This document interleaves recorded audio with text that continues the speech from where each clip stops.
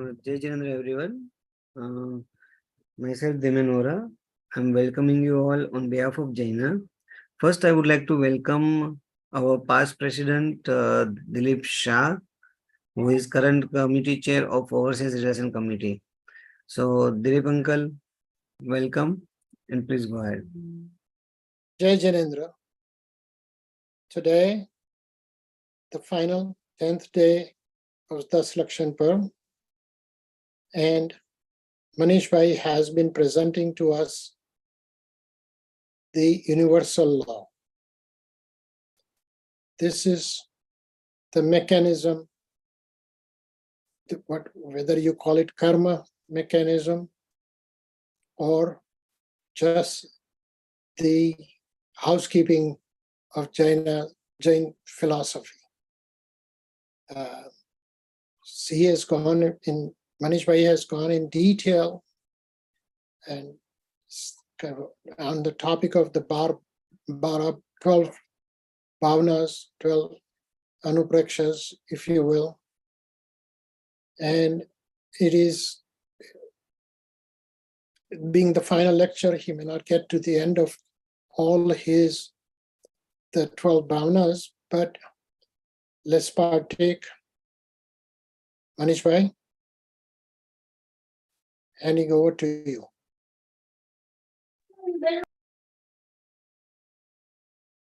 Manish, you have to click the universal law in your screen. Okay, once again. Okay, I've clicked. Yeah. Is it being Okay. shared now? Yes, Right. it is. Okay, thanks.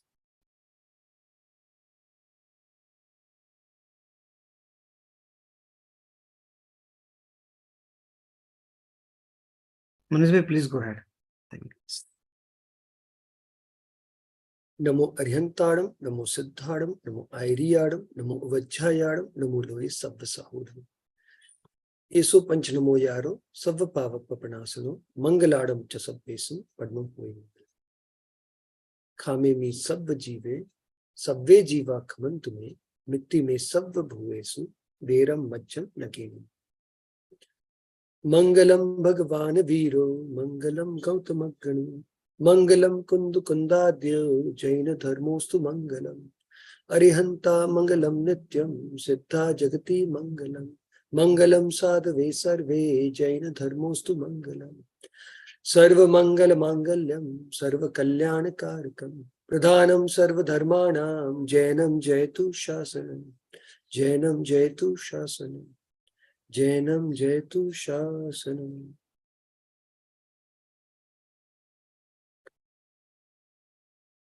Anant Chaturdashi, the last day of the Paryushan.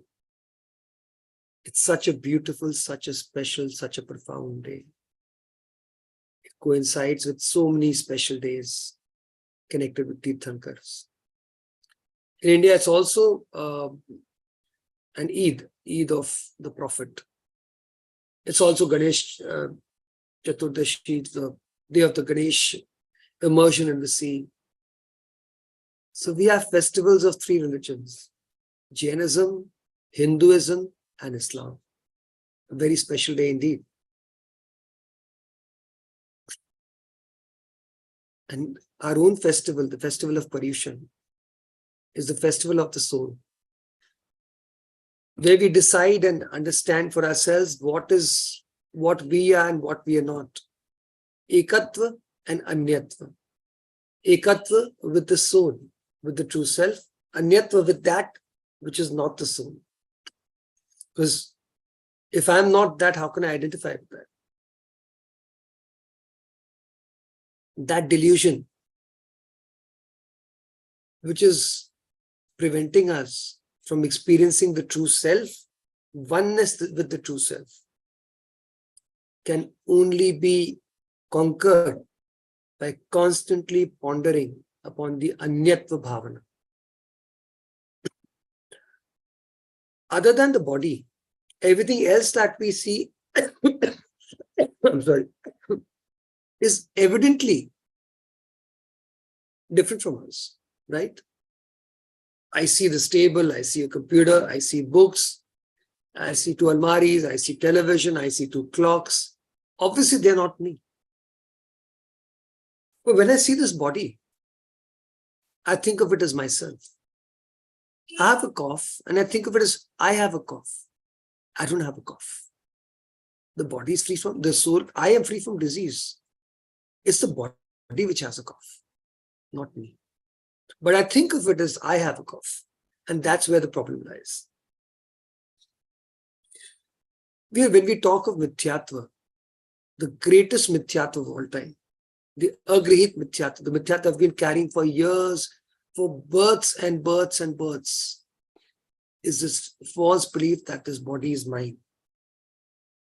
It's called mepan, oneness, mineness with the body, identification with the body.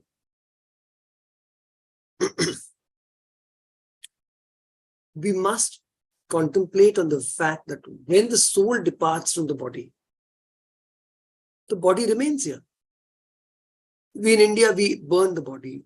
In the West, maybe incinerate the body, or some people bury the body, some people do different things with the body, but they get rid of the body. No one keeps the body at home, right? Isn't that underlining the fact that I am not the body? And when I'm not the body, why am I binding karmas based on the connections of the body? If some random person has a fight with a second random person, why should I get involved? It's not my fight. Or if some random person loves another random person, why should I get involved? It's not my affair. What others do is their business, right? So what the body does is its business. Why do I get attached? All the good and bad bhavas, all the emotions that I'm feeling are mine, but they are being caused by my connection and identification with the body. That is what is harming me. We stop identifying with this body, stop believing in this connection with the body. And you have the hope to start identifying with the self, which is Samyak Darshan.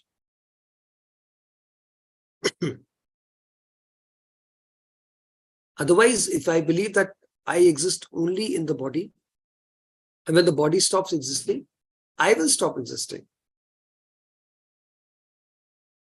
Then when I die, how will my soul remain eternal? And if the soul is eternal, then I cannot die. So what is it that is dying? The body. And that's not me, right? Because if I died, if I was the body and I died, then how would I be eternal?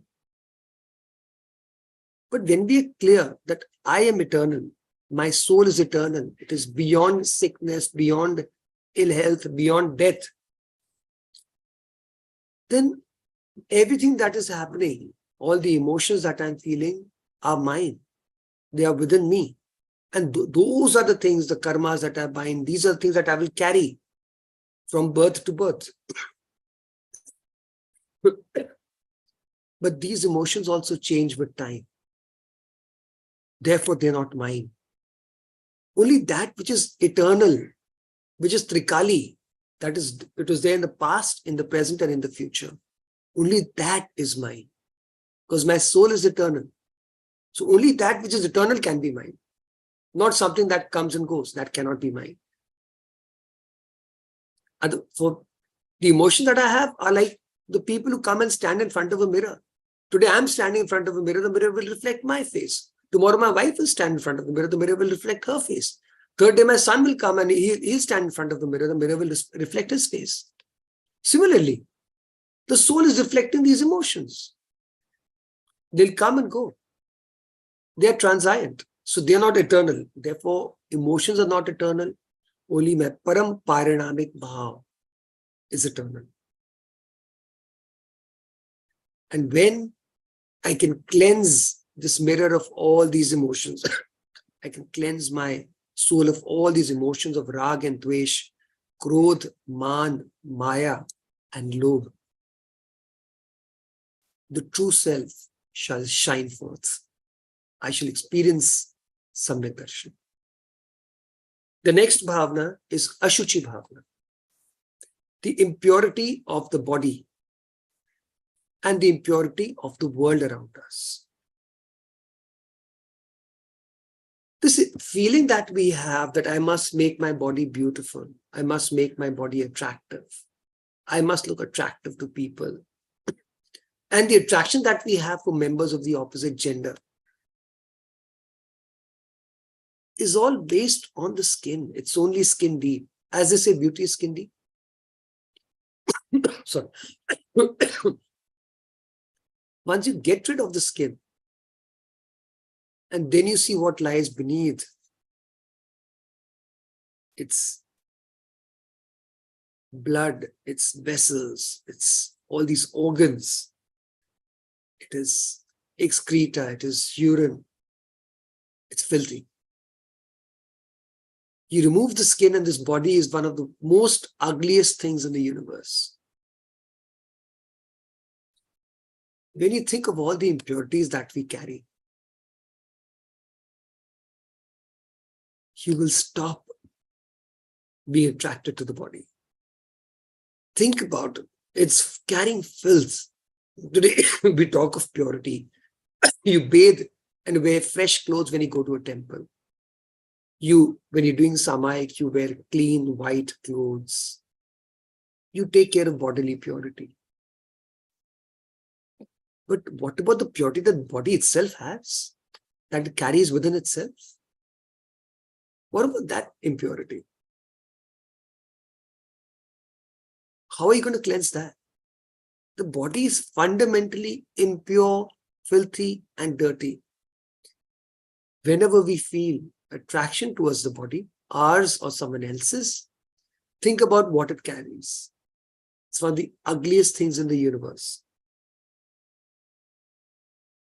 And why then? Sorry. Why then do we feel this attraction for the body, especially someone else's body?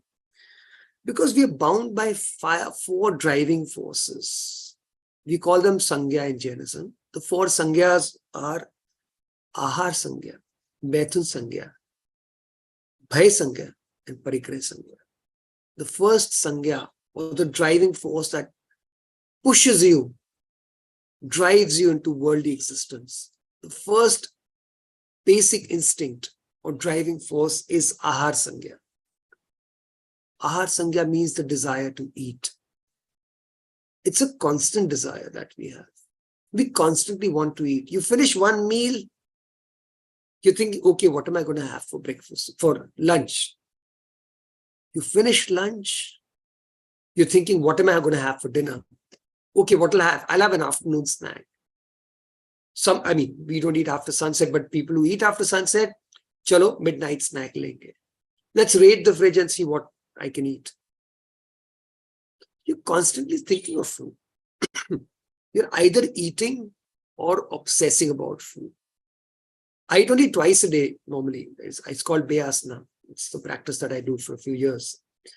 But even when I'm doing Bayasana, I'm constantly thinking, okay, my wife's name is Nirupama. We keep telling her, Nirupama, acha sham ko kya bana rahi hai?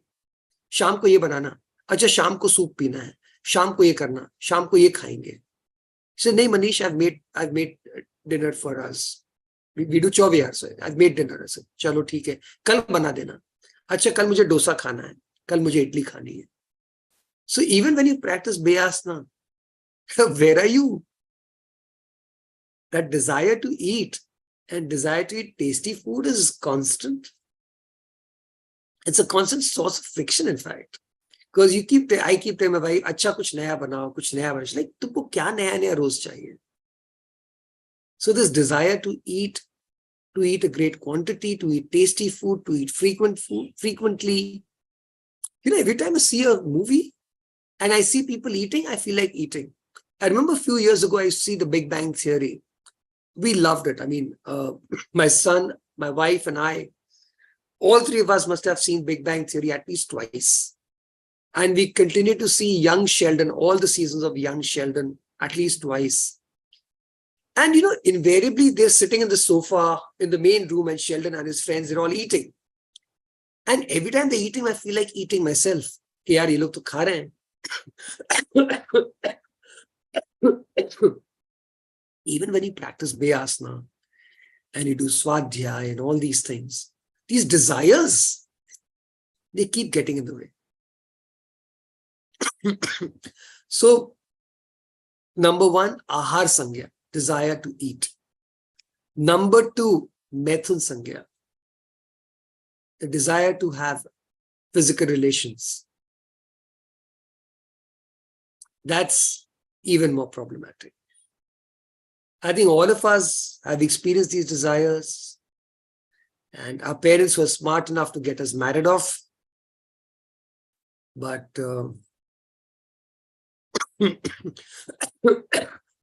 I'm sorry, even after marriage, these desires do not subside. And if we're being honest, I think 99.9% of us don't have sex outside of marriage, right? But we're not talking film stars and models and all those people, normal people like us. But have we not thought of having relations with other people?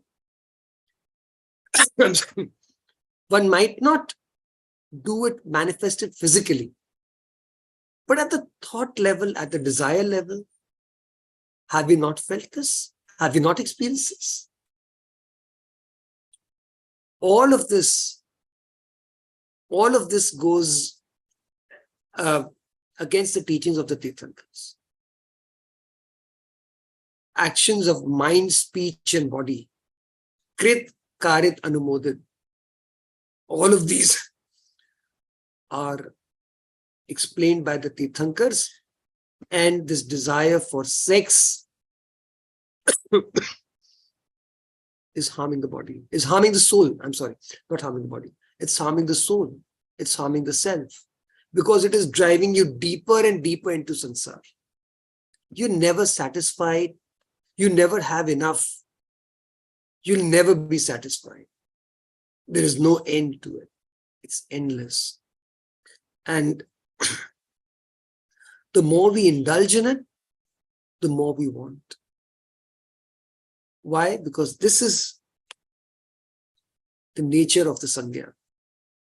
And this is why sensual desires are tricky. Anyone who says that, no, if you indulge in it often enough, you get tired of it. You never get tired of it. It's always there at the back of your mind. It's a basic instinct.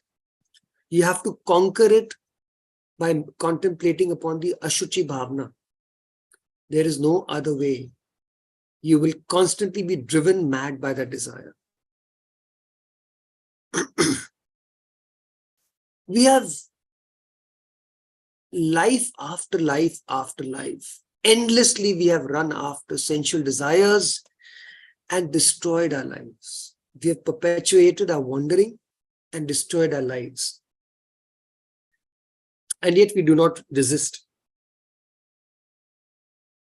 We are constantly chasing sensual desire.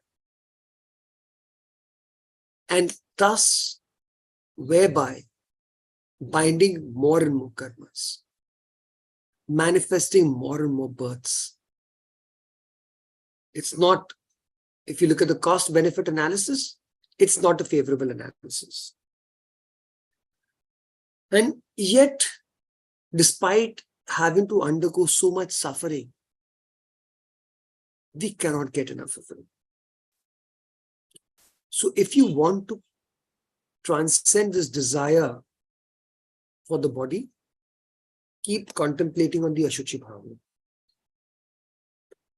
The third driving force is Parigraha. First driving force is Ahar Sangya. Second is Methun Sangya. Third is Parigraha Sangya. Desire for non-self objects.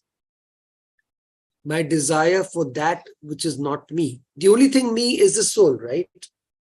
So anything that I desire, material wealth, material well-being, any measure of wealth, whether it is shares, equity, investments, bank balance, buying gold, buying diamonds, buying jewelry, buying a flat, buying a car, buying a fancy watch. All of this comes under parigraha. And all of this will harm me. I stand to lose. And yet I'm obsessed with gathering more and more. Every day when you go to work, you're thinking, how can I be more successful? How can I be better? How can I show my colleagues who's the boss? How can I demonstrate to my clients that they should buy more? I have targets, financial targets, and I want to meet them. I want to exceed my targets. I want to be the top performing person in this company. It's all parigraha. It's all binding you deeper and deeper into worldly life. It's not going to help us. We need to carry nothing. You have to travel light, not burdened by emotions, not burdened by desires, not slowed down by complaints, not weighed down by frustration. That can only happen when you travel light. The fourth sangya is bhaya sangya, fear. We fear losing things that are dear to us. We fear losing people that are dear to us. We are living in a constant state of fear. This fearfulness is there because, firstly, we feel attached to that which is not mine. Material objects, house, car, possessions, wealth, clothes. They're not mine, but I feel attached to them. That's why I fear. Secondly, we fear because we don't have enough faith in the universal law. Had we had enough faith in the universal law, we would have realized that everything is coming to you because of your karmas. If you experience profits, it's because of your punya karma. If you experience losses, it's because of your pap karma. And those karmas will manifest themselves. There's nothing you can do to stop them. Sorry. There's absolutely nothing you can do to stop them. So why fear? What's going to happen will happen. There's not much you can do in the short term, at least. In the long term, yes. When you practice the Ashuchi Bhavana, you start transcending these four sangyas, these four driving forces that drive you deeper and deeper into samsara. When you start transcending them by practicing the Ashuchi Bhavana and the 12 Bhavanas, then you slowly begin to rise. I'm sorry. You slowly begin to rise above your deep, deep desire for these things. See, a lot of this is coming over eternity. It's for an infinite time that we experience these desires of hunger, sensual desires, desire for wealth and property and material objects, fear. We have been experiencing these things for an eternity. To remove these basic instincts means you have to constantly reflect on the 12 bhavanas. It's not a one-day job. But it can be done. Our Tirthankars have shown that it can be done. Therefore, we must do it. We must find a way through these Mara Bhavanas to get rid of this very fundamental attachment to money, to wealth, to sensual desires, fear, desire for food. We have to conquer this. Otherwise, we will keep perpetuating ourselves in samsara and keep feeling acutely the need for the fulfillment of these desires, which leads to more and more desire. There's never an end to it. If you don't wish to experience this endless cycle of desire, start contemplating on the Ashuchi Bhavana, on the futility of all this. Contemplate on all 12 bhavanas. If I am the soul and none of this is mine, then why am I running after this? Why am I binding karmas for this? The only thing that's useful for the soul is identifying with the soul. Maypan, oneness with the soul. And anyapan, with everything other than the soul, including the body. Otherwise, all this attachment will stop you from attaining Samyak Darshan, from attaining moksha. It's not the body that's stopping you. It's the attachment to the body that's stopping you. It's the identification with the body that's stopping you. Don't identify with this. Don't let it limit you. Don't let it hold you back. So when we talk of Ashuchi Dharma, we are saying that at its highest level, you identify with the pure soul and leave the rest. Stop identifying with the body because it is impure. Stop identifying with worldly objects because they are impure. They are malevolent forces that will push you away from the path of liberation. Therefore, stay away from them. Identify with the true self. That is the achievement of the Ashuchi Bhavana. The next Bhavana is the Asra Bhavana, inflow of karmas. Now, as we all know, we are constantly binding karmas. All the time that we're alive, that we're awake, that we speak, that we think, that we walk, that we talk, you're binding karmas. And both, both punya and pap are asravas. That is why use your vivek, use your discriminative knowledge, use your judiciousness. First get rid of pap and then work on your punya. You can't say that both pap and punya are asra, therefore they're both horrible, therefore let me get rid of both. And then you give up dharma because you don't want to do punya. Don't make that mistake. Punya is required to drive you forward. Punya is an enabler and pap is a disabler. Punya equals to gain and pap equals to pain. So get rid of pap.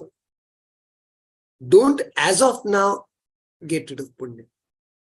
Yes, whatever punya is happening, it should be done as a preparation for moksha. So all of that, punya, all the kriyas that you are doing, all of them should be dedicated towards one goal, that is moksha. So we have the three bhav. We have the Ashubha bhav, the Shubha bhav, and the Shuddha bhav. The Ashubha bhav is when you're deeply attached, deeply, intensely attached. And you want to do bad things for others. Shubha bhav is when you're lightly attached. Attached but lightly attached. And you want to help others. Shuddha bhav is when you're completely detached, completely immersed in the pure self, in the true self, in the Shuddhatma. That is Shuddha bhava. So wherever we are right now, we have to get rid of Ashubha, remain in Shubha, but with the Lakshan of attaining the Shuddha bhava. Shubha bhava by itself is not a shelter, but it is the launching pad for Shuddha bhava. You can't launch yourself from Ashubha bhava to Shuddha bhava. You have to come from Ashubha to Shubha and remind yourself and be clear that Shubha is only a launching pad. It's not your final destination. Because if you remain in Shubha bhava and don't progress towards Shuddha bhava, then you will keep being reborn. You keep being reborn, you'll have good manifestations, good births.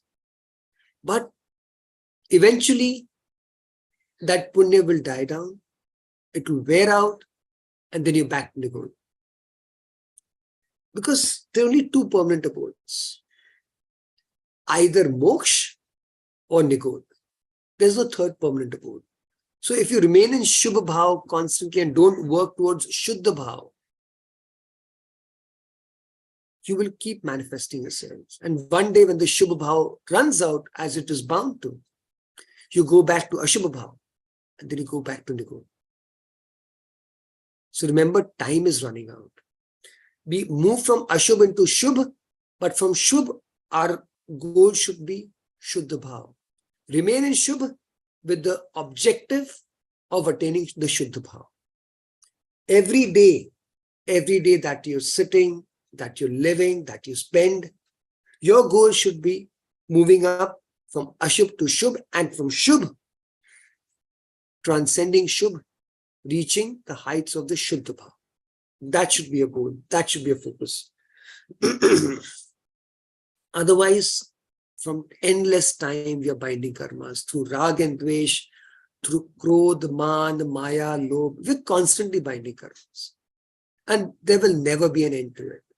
You will always bind certain karmas and shed certain karmas. In the balance, you remain bound by karmas. You'll never shed enough karmas, especially as a Shravak. Without attaining Samyak Drishti, you will never shed enough karmas. All the great shedding of karmas comes after attaining Samyak Darshan, not before.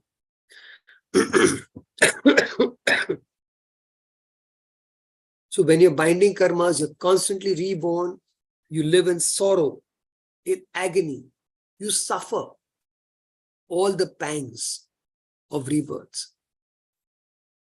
If you don't wish to do that, stay away.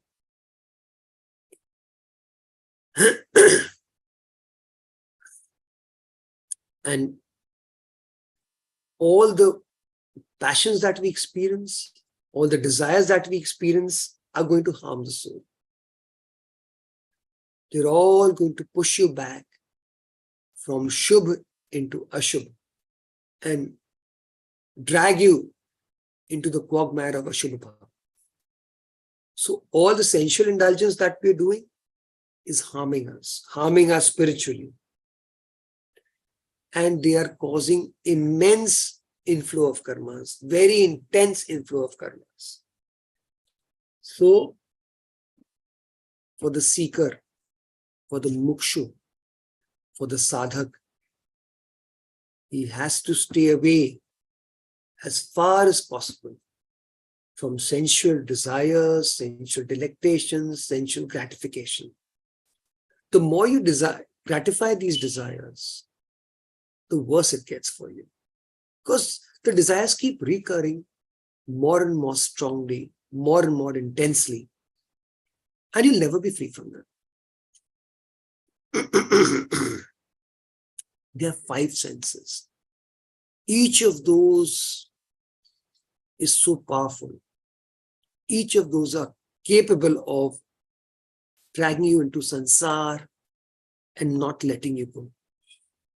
Your journey towards moksha will never begin if you remain immersed in sensual gratification.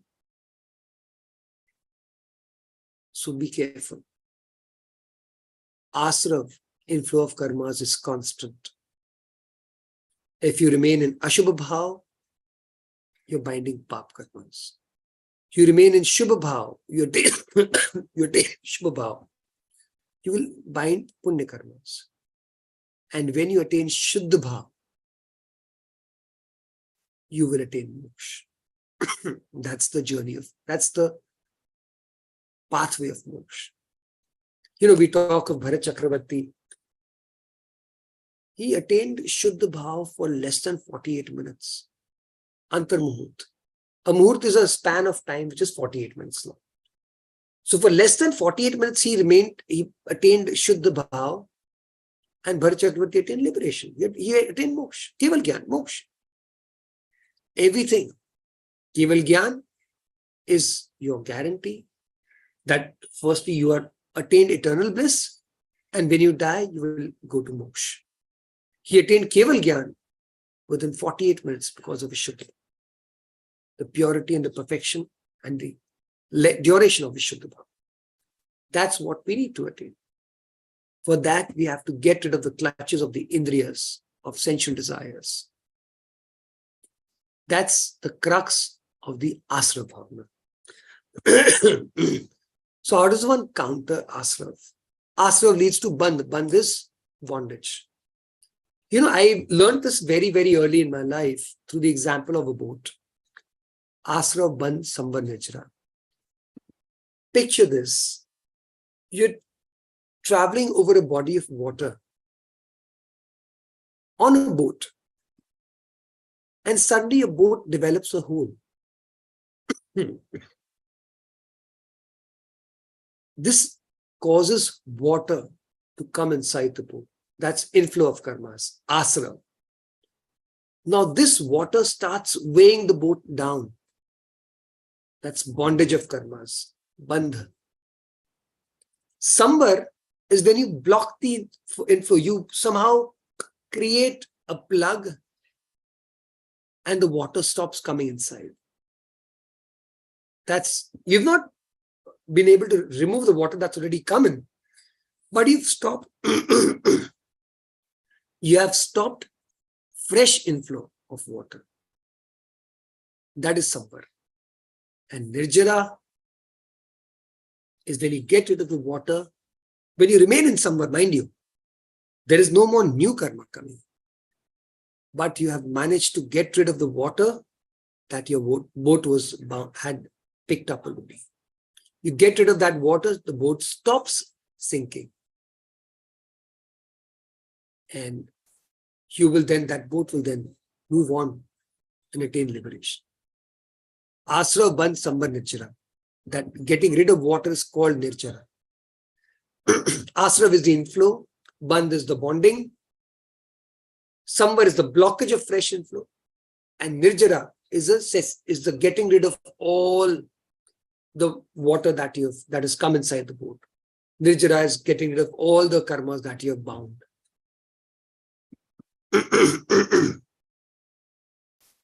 So how do you start sambar bhavana? How do you attain sambar? You attain samyak by attaining samyak darshan. Once you attain samyak darshan,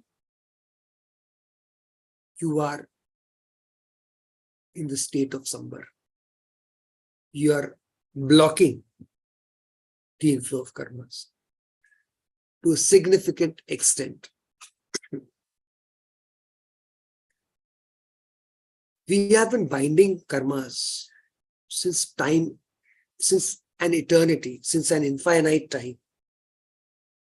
But as you start attaining samyak darshan and your period of self-awareness, self-realization, once it starts occurring, and once that atmanubhuti, that experience of the self, when that period starts lengthening, once your atmanubhuti, your self-experience becomes more and more strong, more and more intense, you are automatically going into sambar. Your atma stops binding new karmas. It stops attracting new karmas. So to attain sambar, you will have to attain samyak darshan. And to attain samyak darshan, you have to make efforts in that direction. Stay away from the senses. Contemplate on the 12 bhavanas. Contemplate on the 4 bhavanas. 12 bhavanas for yourself, and apply the 4 bhavanas to all the living beings around you. So whenever you see a person, see him with Maitri, Pramod, Karuna and Madhyastya. And whenever you see yourself, apply the 12 bhavanas. Whenever you feel desire, apply the 12 bhavanas. Whenever you feel anger, apply the 12 bhavanas. Whenever you feel arrogance, apply the 12 bhavanas. Whenever you feel pride, whenever you feel greed, whenever you feel the desire to deceive people, apply the 12 bhavanas. you will realize that Krodh, Man, Maya, Lobh cannot help you. They will not take you where you want to go. You will get rid of them. Samyak Darshan is the most important and significant way to attain Samvar. There is no Samvar effective unless you have Samyak Darshan.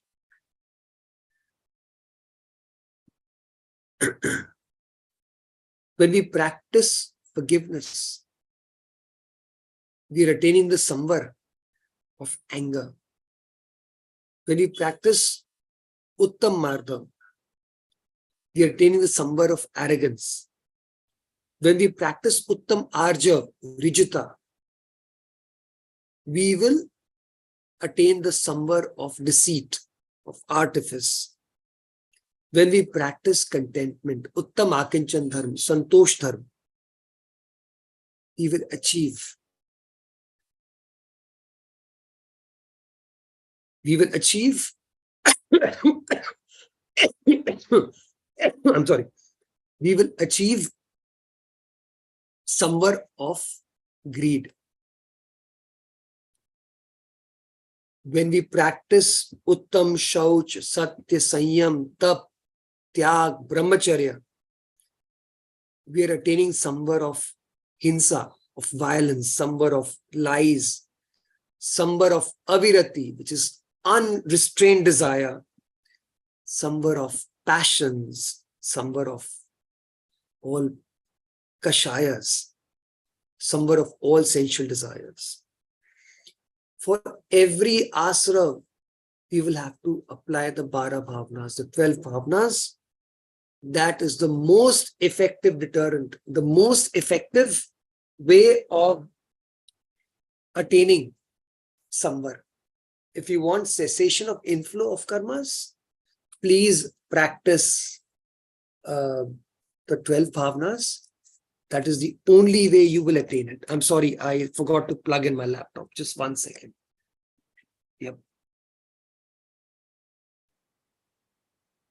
Sorry, 1 second. Yep, I'm good. Yeah. So, the next bhavna is Nirjara bhavna. Shedding of karmas. How does one do that? Once again, Samvar and Nirjara can only be effectively achieved when we have Samyak Darshan. Without Samyak Darshan, we're just thinking about it. It's not effectively being achieved. So, we get rid of the papas, but with Samyak Darshan, with the clear goal of moksha. There are two kinds of nirjara. One is akam nirjara, one is sakam nirjara. Akam is spontaneous nirjara, effortless nirjara. That happens on its own. When does this happen? When a karma has come and it has given its impact. It has come to fruition and then gone away. That is called akam nirjara. Sakam nirjara is when you bring forward that karma and you get rid of it before it comes to fruition. So diffusing, it's like akam nirjara is when a bomb is exploded and caused the damage that it couldn't cause. And sakam nirjara is when you have effectively diffused that bomb. It's not exploded. So we have to do sakam nirjara. Akam nirjara is happening on its own and we can't really control much of it. But we can control sakam nirjara. So when you focus on Samyak Darshan, you will attain sakam nirjara. And how do you qualify for Samyak Darshan? You read the scriptures, but not with the purpose of translating them or analyzing them or comparing them, but look at them as a mirror that, okay, Bhagwan has said this. Now, where am I? Where do I stand?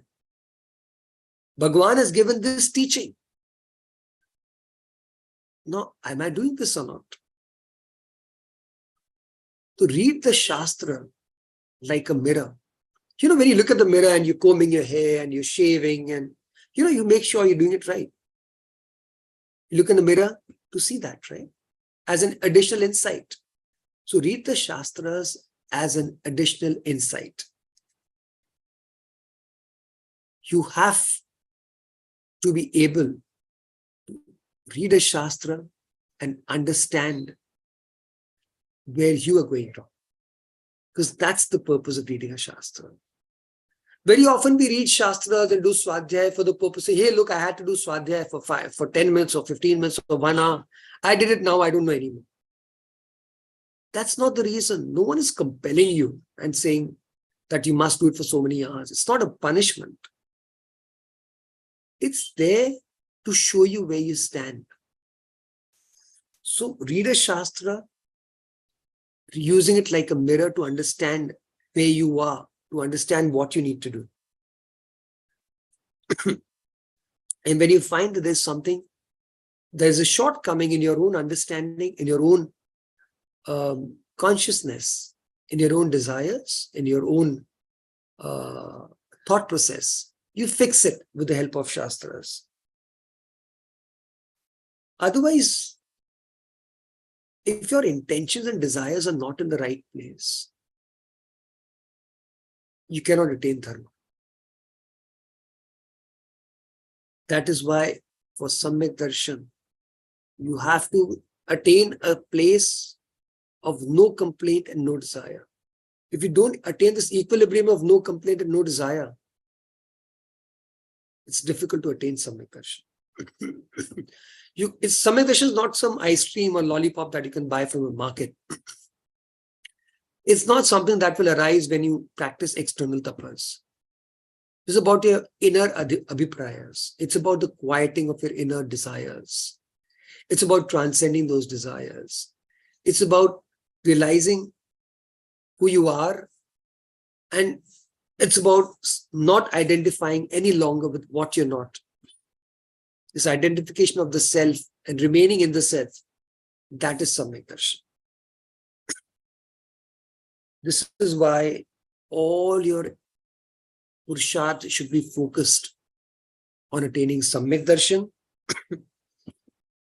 constantly reflecting on the 12 bhavnas for yourself and constantly seeing the world. See, no complaint will come when you realize everything is coming according to karmas, right?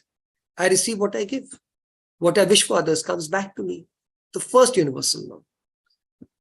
When you keep contemplating on that, when you keep contemplating on the 12 bhavnas, you reach a stage of no complaint, a stage of no desire. And when you contemplate on the 4 bhavnas, when you see other people and you feel only compassion, friendship, admiration, and neutrality towards them, you reach a stage of no complaint. So for no complaint, 4 bhavna, no desire, 12 bhavna.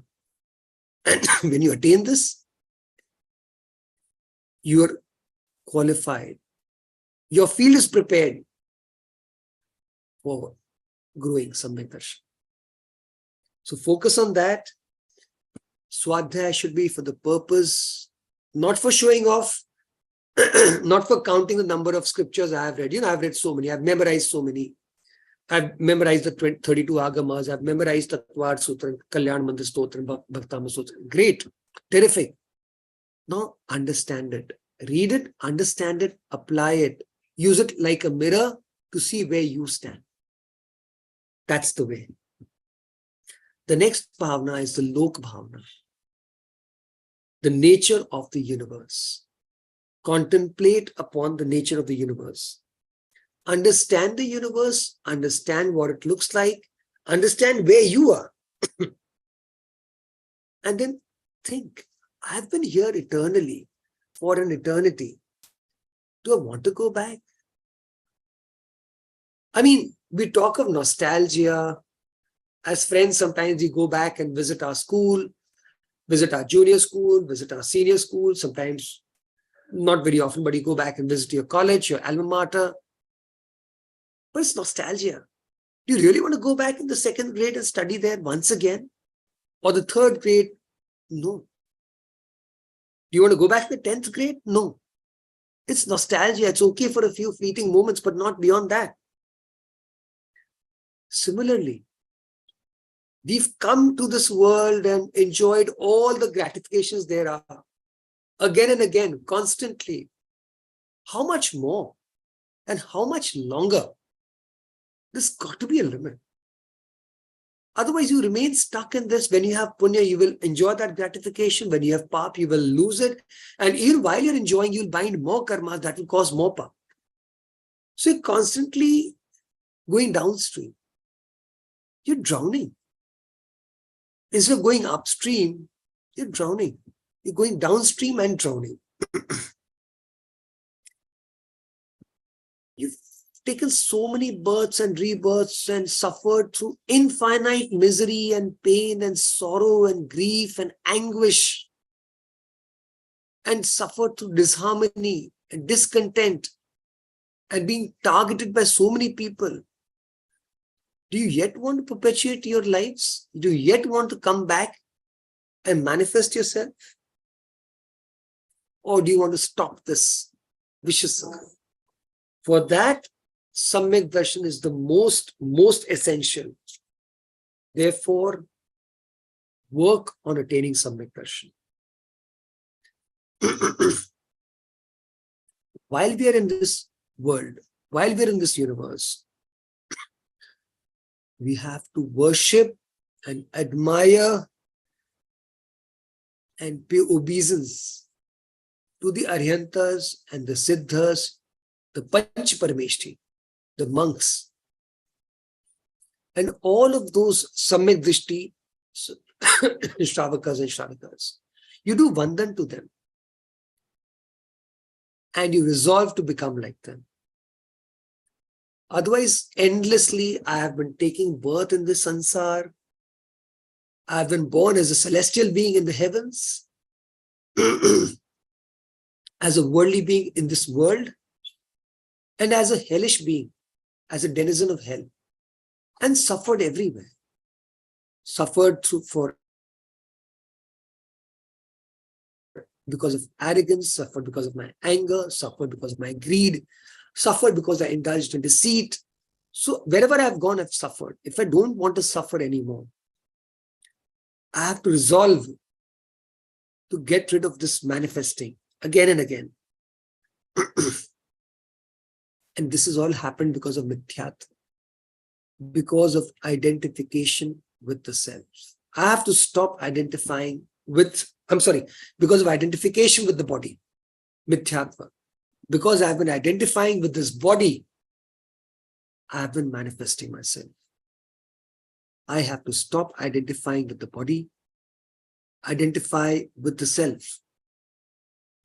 And this chain of manifestations will come to an end. As long as there is mithyatva, identification with the body, I will continue to manifest myself. And once this mithyatva goes away, I will stop manifesting myself. So when we look at the Lok Swarup Bhavna, keep reflecting on this. I'm here because I identified with the body. And if I continue to identify with the body, I should continue to be born here. If I don't wish to be born here, I have to stop identifying with the body and start identifying with the eternal me, the soul, and nothing else.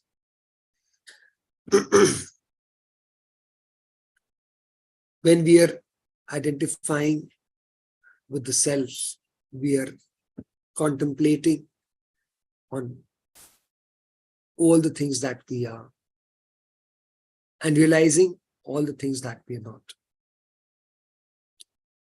People are gurus, our acharyas, Bhagwan has given such a detailed description of the lok.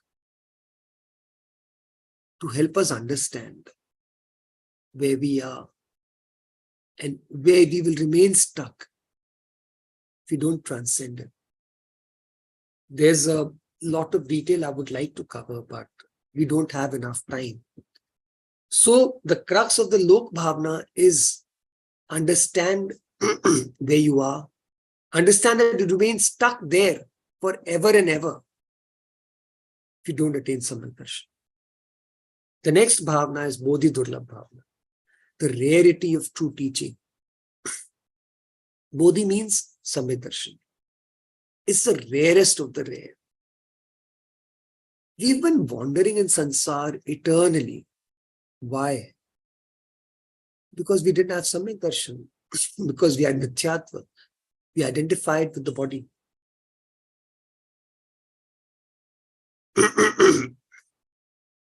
How does one attain Samyak Darshan? That's what I've been talking about all throughout these 10 days. The attainment of Samyak Darshan. Through that stage of no complaint and no desire. When you practice the 4 bhavanas, you will attain a stage of no complaint. When you practice the 12 bhavanas, you will attain a stage of no desire. So focus on these things. And that is the way to attain Samyak Darshan. Identify with the true self. That's the way to attain. We have followed the vows, the external vows, the Vrat, Niyam, Pratyakhyan, endlessly, eternally. In so many lives, you must have taken Diksha millions and billions of times. Our scriptures say that we have taken Diksha so frequently that if you were put, place it on a pile each time we took the Pichi and Kamandal. Pichi and Kamandal represents Diksha. Pichi is the fly whisk that a sadhu carries, that he uses to dust things so that it does not harm the minutest of creatures. Kamandal is where he carries water for the purpose of shauch. So our Shastras say we have taken Diksha so often in the past that if we were just to pile up the Pichis and Kamandals that we have taken, that we have used in that particular bhav as monks, that pile would be taller than the Meru Parvat. We have taken Diksha that often in the past and yet not attained Samyak Darshan, therefore not attained freedom from this world. It's like you've worn the uniform, you've paid the fee, you've attended the lecture, but you've not done the studies. Therefore, you will not pass. That studies is the practice of Samyak Darshan.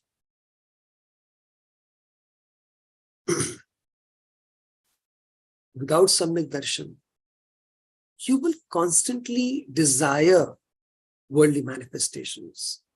That ruchi, that desire in worldly manifestation, that is what is causing you rebirths. You're born and you die because you want so much more sensual desire. You ate one ice cream, you want to eat another. You've eaten 10 ice creams, you want to eat another 10, another 20, another 100, another 500 ice creams. And you say, look, I can eat only 5 today. I can eat only 2 ice creams today. Let me come back tomorrow, I'll eat another 2. And the third day, another 2.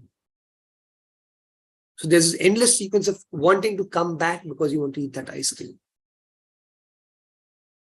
Therefore, you will keep manifesting yourself. You'll remain stuck in transmigration because you want to taste that ice cream once again. Practice the 12 bhavanas. Realize the futility and the fleeting nature and the deceptive nature of that taste and what it brings you. It brings you unhappiness and sorrow and misery. Realize that, and you will have understood the essence of the teaching of the Tirthankar. Otherwise, the 4 driving forces, Ahar Sangya, Maithun Sangya, Parigrah Sangya, and Bhay Sangya, these 5 driving forces will keep pushing you towards sansar. They'll keep dragging you down. It's quicksand. You're stuck in that quagmire. It'll keep dragging you down. The only thing that will uplift you is Samyak Darshan. is the conquering of desire. Otherwise, we are in huge trouble. And this is why we have to start looking inwards and focus on the self. Otherwise, all of these Paryushan Parvas, being born in the Jain family, being exposed to the Tirthankars' teachings, listening to those teachings, hearing those teachings, reading those teachings, all of them will come to naught. It will be useless. If you haven't learned, it's of no use. It's like you go to the best physical trainer in the world, the best health trainer, the best diet loss specialist, weight loss specialist. But if you don't follow what he says, then just meeting him is not going to help. You have to follow. You have to practice those teachings in your life. If you don't, if you remain beholden to sensual desire, if you remain focused on attaining more and more worldly happiness, there will never be an end to samsara. The last 12th bhavana is the Dharma Swarup bhavana. In this era, there are so many different dharmas, millions, hundreds and thousands of dharmas in this world. So many faiths, so many religions, so many creeds, so many traditions, so many sects, so many cults. And in true dharma itself, in Satya dharma, in the Jain dharma itself, there are so many distortions that are commonplace. So many traditions have sprung up, so many cults have sprung up from within the soul of Jainism itself. Every day you hear of a new sect, of a new cult, of a new group of people. And every sect says that I am the true sect. Mine is the truth. Every sect that I am going back to the original teachings of Mahavir. How to decide which one is the right one? Every sect will say, look, we are the right ones, the others are all wrong. Right? That's the only way he's going to promote himself. Everyone will say that I have the truth, the others have distortions. And most sects will teach you to dislike, hate, disapprove of, and condescend to other sects. Most sects do that. How then should a seeker attain the truth? First and foremost, the seeker will take time out. You no longer have the excuse of saying, I'm too busy, I can't help it. You take time out from your work. From a professional, personal life, you take time out. Keep faith in the teachings of the Tirthankars, in the omniscience of the Tirthankars. And start looking inward. You will have to take time out for this. There is no other way. And please bear in mind, punya equals to gain, pap equals to pain. When you start looking inwards, you will attain punya. And all the money and wealth and success that you have, trust me, it comes from punya. It doesn't come from what effort you're doing. It's coming from the punya that you're carrying with you. It's your past punyas that are giving you success in this life. So do what you need to do, the essentials, but take time out. Your profession is secondary. What's primary is the attainment of samyatva. So take time out, and irrespective of the sect and tradition you belong to, read the scriptures of that tradition, the tradition you were born in. There's no problem. Just read the scriptures and read them from a neutral point of view, with the mindset that Je saru e maru, jo sacha hai wo mera hai. Sirf jo sacha hai wahi mera hai. My only paksh is the paksh of the truth. Oh God, give me the truth. Grant me the truth. I only want the truth. So read, take time out, read the scriptures. Read the scriptures of the tradition you were born in. There's no problem. Read scriptures of any tradition. Read Jain scriptures.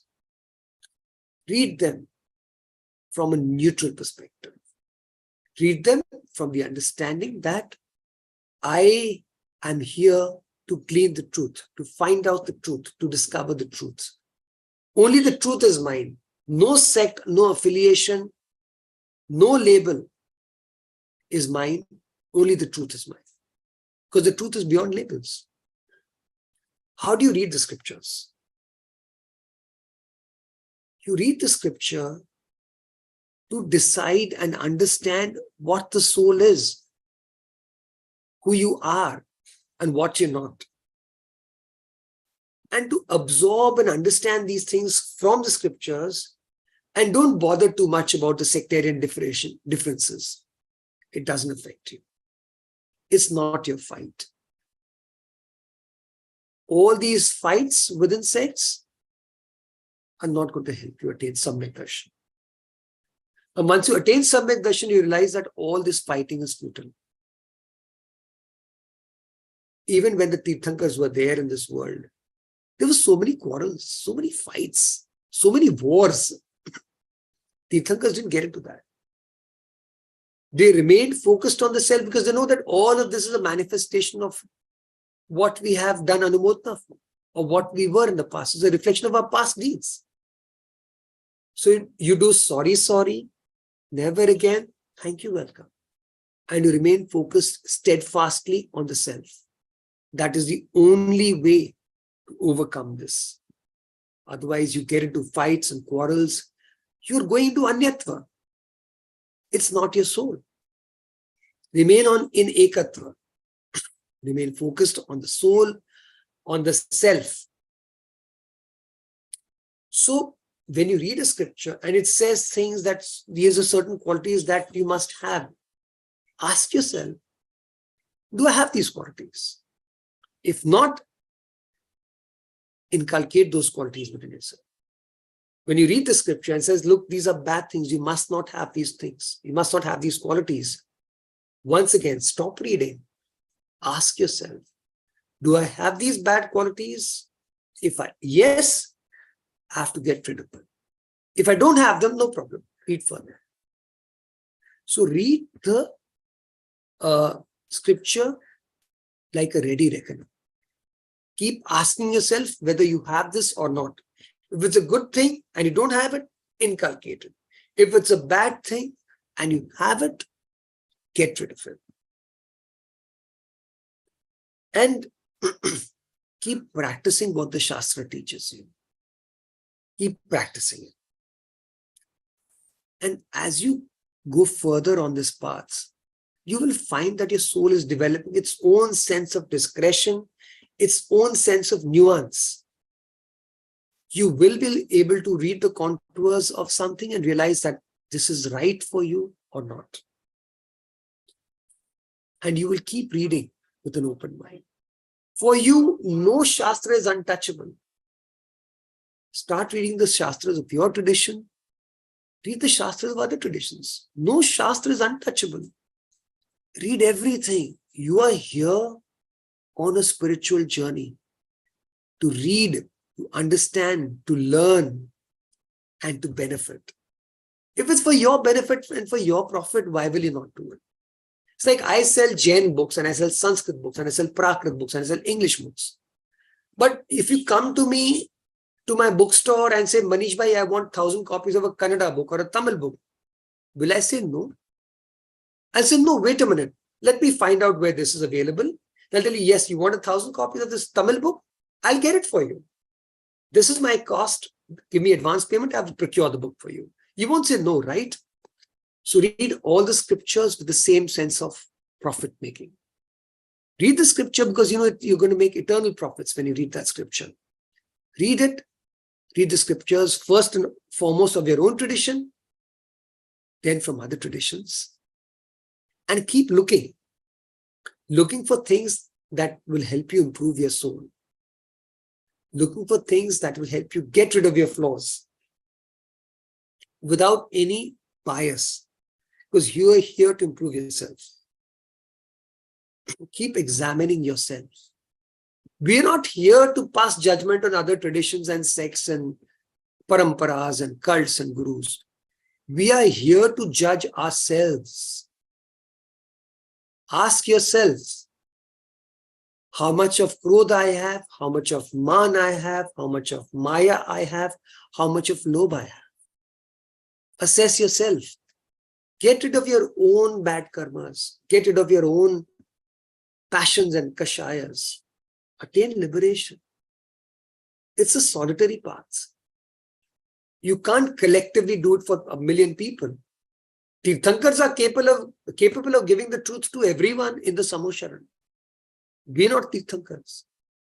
The path of the truth is a lonely and solitary path. Focus on the path, remain looking inwards, and realize that sorrows don't come in once. They come as a whole series of sorrow. And all of this comes as a result of desire, as a result of wanting sensual gratification. So all the hatred, all the desire for sensual gratification will cause further manifestation, more and more manifestation in this world. If you don't want this manifestation because you understand that the world is full of sorrow, then you remain focused on the self, read the scriptures and read them with the intention of polishing yourself. As you go further, you will find that if the scripture that you're reading is causing you to be angry and upset and annoyed at another sect, then perhaps it's not the right scripture to read. Because the true dharma, satya dharma, has no place for anger, no place for hatred, no place for condescension. It only shows you 4 ways: Maitri, Pramod, Karuna, and Madhyasthi. You will feel compassion for those who don't have the truths. If you feel hatred, then it's not true dharma. There is some problem there.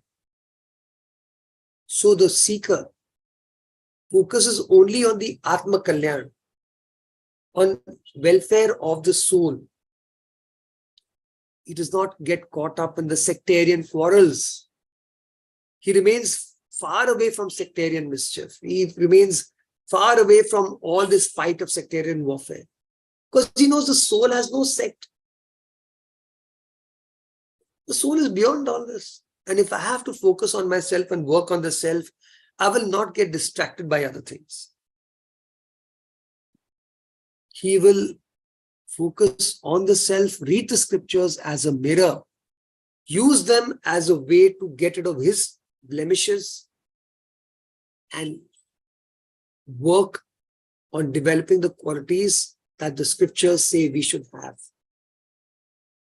He will keep watching himself and he will keep reflecting on where he needs to be. Because Bhagwan has told us the journey, Bhagwan has told us the end goal, that is moksha. So then we look at ourselves today and say, okay, if I have to get to moksha, how do I get there? Where do I stand today? And what methodology do I need to use? And that methodology is also clear. The methodology is attain samyak darshan. Therefore, focus on that. This internal desires that are driving us mad, every day we watch ourselves and say, have my desire diminished? Have my attachment and aversion lessened? When you focus on the Dharma Swarup Bhavana, you focus on these things. So let us all focus on the 12 bhavanas. Let us all attain the Satya Dharma. And let us all attain the experience of the soul, which is Samyak Darshan. This is the crux and the essence of the universal law I've tried to explain it very briefly. But my friends, this is the true path. Focus on the universal law. Focus on the 12 bhavanas, on the 4 bhavanas. Focus on yourself and let this be an opportunity to grow. To grow, to attain the purity, to attain truth, to attain wisdom, and most important, to attain freedom from rebirth. This, my friends, is the essence of the universal law. This is the essence of the teachings of the Tirthankars. The soul and everything else, the body and karmas and everything else are different. This is the Tattva Sangraha. This is the essence of Dharma. Everything else that is taught by the Tirthankars is an expansion of this. Realize that the soul and the body are different. Remain focused on the soul and get rid of your attachment to the body and to the Krodh, Man, Maya, Lobh, Rag and Dvesh. This is the true path. This is Satya Dharma. Thank you so much for listening to me. And I pray that all of us attain the Satya Dharma. All of us attain the truth. And all of us will one day attain Samyak Darshan and Moksha. Jai Jinendra, Namo Jinanam.